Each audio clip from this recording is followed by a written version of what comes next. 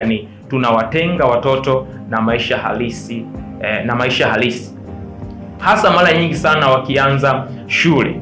Watoto wakishaanza tu shule tayari tunakazana kuwaweka kwenye mfumo wa kusoma tu theory tu, tunawatenga na yale maisha halisi. Kumbuka nilikwambia kwamba mtoto anajifunza kama somo tumeliweka kwenye real life experience.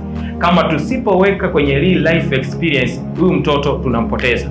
Kwa watakuwa anasoma theory, baadaye ukubwani ndo anakuja weave back, kurudi kwenye njia yake ya maisha. Na baadhi ya watu hawarudi kabisa wakisha kuwa ni watu wazima.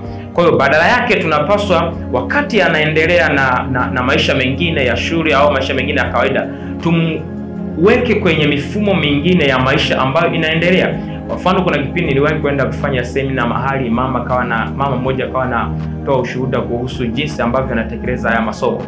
Alihakikisha kwamba amefuga kuku nyumbani kwake. Alihakikisha kwamba angalau mtoto japokuwa anasoma na kufanya mambo mengine, lakini yule mtoto aanze kujihusisha na shughuli zile za nyumbani. Kwa sababu tunasema kwamba angalau mtoto akifikisha miaka 6, baadhi ya vitu aanze kujitegemea vinavyohitaji matumizi ya pesa, kama kalamu aanze kujinunulia.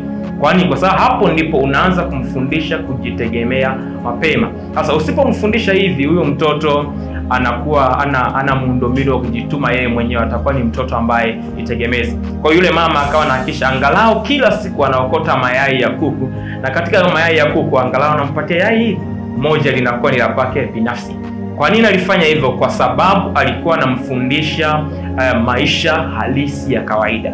Kwa ukimtenga mtoto na maisha halisi, huyu mtoto muundombinu wa kufanya kazi unapotea. Badala yake unakuwa na mtoto ambaye ni mvivu.